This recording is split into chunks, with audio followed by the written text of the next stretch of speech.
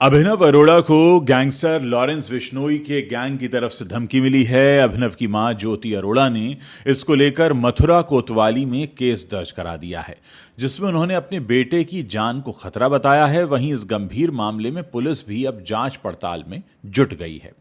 अभिनव अरोड़ा को social media पर काफी ट्रोल भी किया जा रहा है। हाल ही में उन्होंने 7 यूट्यूबर्स के खिलाफ कोर्ट में भी याचिका दायर की है, लेकिन अब अभिनव की मां ने पुलिस में केस दर्ज कराया है कि उनके बेटे को गैंगस्टर लॉरेंस बिश्नोई की तरफ से जान से मारने की धमकी दी गई है। अभिनव की मां ज्योति अरोड़ा ने मथुरा कोतवाली पुलिस में इसको लेकर केस दर्ज कराया है। अभिनव की मां से मिली शिकायत के आधार पर अब पुलिस ने शुरुआती जांच शुरू कर दी है।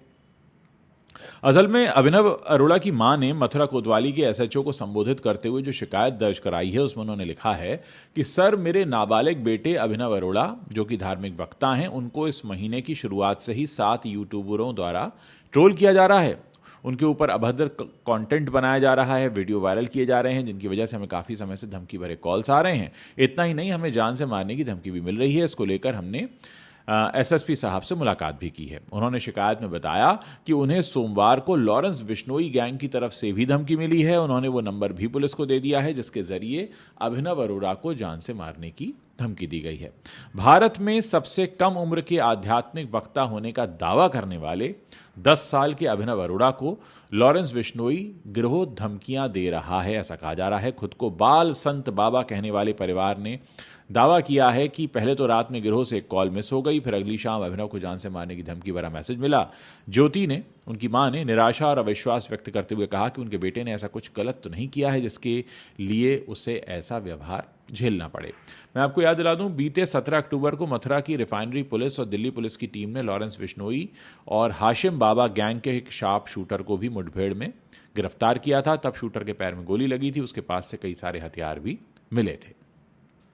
यूपी के सुल्तानपुर से खबर यह आ रही है कि वहां पर जगतगुरु रामभद्राचार्य महाराज ने बाल संत अभिनव अरोड़ा को अपने मंच से उतारे जाने पर उस पूरे मामले पर प्रतिक्रिया दी है और कहा है कि उनका, यानी अभिनव का स्वभाव है कि वो संतों के पास जाकर चंचलता करते हैं, नाचते कूदते हैं। और मेरी कथा गंभीर विषय पर चल रही थी, इसलिए मैंने उसे मंच से उतार दिया, क्योंकि मेरी एक मर्यादा है, लेकिन उससे अभिनव का कोई द्वेष नहीं है, मतलब हमें अभिनव से कोई समस्या नहीं है।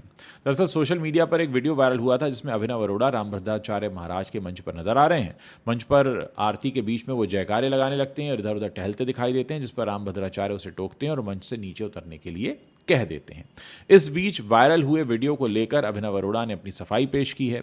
अभिनव ने कहा कि उसे बड़ा मुद्दा क्यों बनाया जा रहा है। उन्होंने आगे कहा कि किसी ने यह क्यों नहीं बताया कि उसके बाद रामभद्राचार्य जी ने उन्हें अपने कक्ष में बुलाकर आशीर्वाद भी दिया। अब ये जो बच्चे और जो टीनेजर्स हैं वो राम कथा और भागवत कथा जो कहते हैं, इस पर भी रामभद्राचार्य की एक टिप्पणी आई है कि अच्छा नहीं है, इससे सनातन धर्म को नुकसान हो रहा है। जबकि अभिनव को कथित तौर पर धमकियां मिलने के सवाल पर रामभद्राचार्य ने कहा कि इसको तो वही जाने और उनके साथ के लोग जाने, अब हम इसमें क्या बोलें अगर उन्हें धमकियां मिल रही हैं तो। इसके अलावा योगी जी का जो बयान है, बटोगे तो कटोगे के बयान पर भी रामभद्राचार्य जी का समर्थन वाला बयान आया। उन्होंने कहा कि हिंदुओं को एकजुट होना चाहिए। वहीं कई राज्यों में अल्पसंख्यकों की संख्या बढ़ने पर भी उन्होंने कहा कि ये गलत है और समान नागरिक संहिता लागू होना चाहिए। चलिए, अभिनव अरोड़ा की इतनी बात हो रही तो आपको बताते हैं अभिनव अरोड़ा हैं कौन, क्या कहानी है इनकी। असल में सोशल मीडिया पर दिल्ली निवासी अभिनव अरोड़ा बाल संत के रूप में फेमस हो गए। उनके पिता का नाम है तरुण राज। तरुण राज एक मशहूर राइटर और टेडेक्स स्पीकर हैं। अब अगर अभिनव की पढ़ाई की बात करें तो वो अभी 5वीं कक्षा में पढ़ते हैं। ऐसा दावा किया जा रहा है कि जब अभिनव 10 साल के थे तभी से वो श्री कृष्ण और राम की भक्ति में लीन हो गए। देखते ही देखते अभिनव जो हैं वो सोशल मीडिया पर बाल संत के रूप में मशहूर हो गए। हालांकि उनके कुछ पुराने वीडियो ऐसे भी सामने आए हैं जिसमें उन्हें तोते की तरह कुछ रटाया जा रहा है। खैर, अब आगे बढ़ते हैं। आए दिन अभिनव के जो वीडियो हैं वो सोशल मीडिया पर वायरल होते रहते हैं। यूट्यूब और इंस्टाग्राम पर कभी श्री कृष्ण की प्रतिमा के साथ वो आराधना करते नजर आते हैं, कभी उन्हें दुलारते नजर आते हैं। इतना ही नहीं, अक्सर अभिनव मथुरा के संकीर्तनों में भी शामिल होते हैं और अभिनव के इंस्टाग्राम पर अब 9 लाख से भी ज़्यादा फॉलोअर्स हो गए हैं।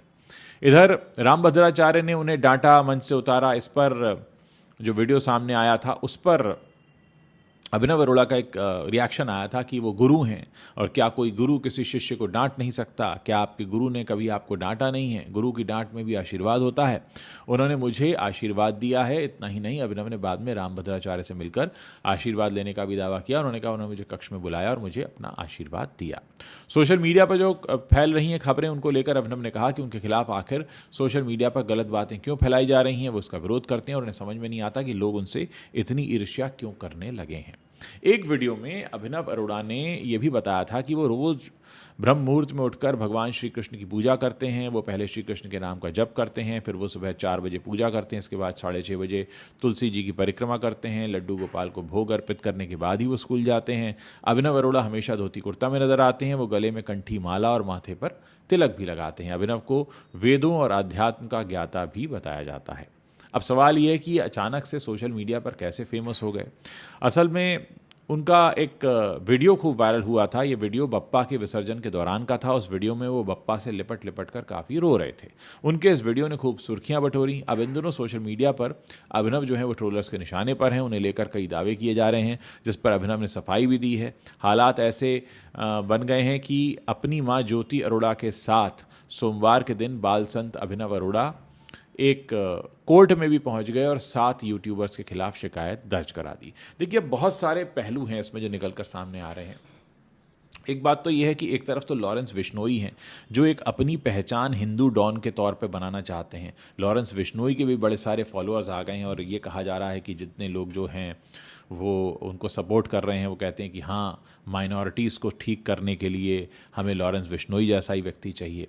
अब इधर एक नया पेच फंस गया है कि लॉरेंस बिश्नोई ने अभिनव अरोड़ा को धमकी दी है। ये क्या मामला है? क्योंकि यहाँ तो दोनों ही मामला जो है एक ही धर्म के लोगों के बीच में आ गया। क्योंकि अभी जैसे बाबा सिद्दीकी पर जो हमला हुआ था, उनकी हत्या की गई, तो उसके तार जोड़े गए। हालांकि लोगों का ये भी कहना रहा कि इसमें प्रॉपर्टी विवाद भी शामिल हो सकता है। लेकिन तमाम चीज़ें इस समय ऐसी हैं कि लॉरेंस बिश्नोई को एक तरह से हीरो बनाया जा रहा है। बहुत सारे उनको लोग सपोर्ट कर रहे हैं। सोशल मीडिया पर आप नाम लिखें तो एक शख्स जिस पर इतने सारे आरोप हैं, जो जेल में बंद है 2014 से, उसके सपोर्ट में लोग ऐसे आगे आ जाते हैं जैसे कि मानो कोई वो देश का कोई देशभक्त हो या कोई शहीद हो, या इस तरीके से उसको काफ़ी एक महिमा मंडन करके पेश किया जा रहा है। इधर अभिनव अरोड़ा भी काफ़ी फेमस हो रहे हैं अपनी क्यूटनेस क्वेश्चन के ज़रिए कह लीजिए, या अपने जो उनका एक अंदाज है बात करने का, छोटे बच्चे से दिखते हैं और बातें बड़ी बड़ी करते हैं, तो उसको लेकर लोग उनके काफ़ी पीछे जा रहे हैं। अब ये जो पेंच फंस गया है कि लॉरेंस बिश्नोई ने क्या अभिनव अरोड़ा को धमकी दी, हालांकि अभी इसकी पूरी जाँच हो रही है, कहा नहीं जा सकता। फ़ोन करने वाले ने भले ही लॉरेंस का नाम लिया हो, क्योंकि आजकल लॉरेंस का नाम काफ़ी चल रहा है और कहा भी गया कि सोशल मीडिया पर सबसे ज़्यादा अगर सर्च कुछ किया जा रहा है तो वो लॉरेंस बिश्नोई को सर्च किया जा रहा है। तो क्या अभिनव अरोड़ा को जिसने धमकी दी है उसने सिर्फ नाम लिया है या वाकई उसके तार जुड़े हुए हैं लॉरेंस बिश्नोई से? ये पता करना पुलिस का काम है और आने वाले दिनों में हो सकता है इस पर कुछ नई जानकारी सामने आए। लेकिन इतना ज़रूर है कि इस समय लॉरेंस बिश्नोई को लेकर बहुत तरह की बातें हो रही हैं। लोग उसके काफ़ी सपोर्ट में भी हैं और उसके हर काम को लोग कह रहे हैं हाँ बिल्कुल सही कर रहा है, ऐसे ही करना चाहिए। तो ऐसी चीज़ें हैं, तमाम चीज़ें हैं। जब भी कोई एक नाम उभरता है तो इस तरह के लोग सपोर्ट में आगे आ जाते हैं। लेकिन ये बात अपनी जगह है कि इस पर बहुत कुछ सफाई सामने आनी बाकी है कि भाई लॉरेंस की जो है वो मोडस ऑपरेंडी क्या है, वो एग्जैक्टली क्या चाहता है। क्या वो सिर्फ धर्म विशेष के लोगों को ही टारगेट करता है या वो अभिनव अरोड़ा को भी टारगेट कर सकता है? क्या लोगों के बीच उसकी जो छवि बनी है वो सही है या उसके अलावा कुछ और है? क्योंकि 2014 से तो वो जेल के अंदर बंद है और स्टूडेंट लाइफ से ही वो अपराध की दुनिया में आ गया था। अब देखते हैं कि हमारे देश की जो जनता है, जो इंसाफ पसंद करती है, जो संविधान में यकीन रखती है, वो जेल में कैद एक आरोपी के बारे में इतना समर्थन क्यों जुटा रही है और जता भी रही है, और क्यों इस तरीके के नाम बार बार निकल कर आ रहे हैं लॉरेंस बिश्नोई के हर चीज़ के पीछे, और क्या लॉरेंस को आने वाले दिनों में इन सब का फ़ायदा होगा? ये तमाम सवाल हैं जिनके जवाब हमें आने वाले दिनों में तलाशने होंगे।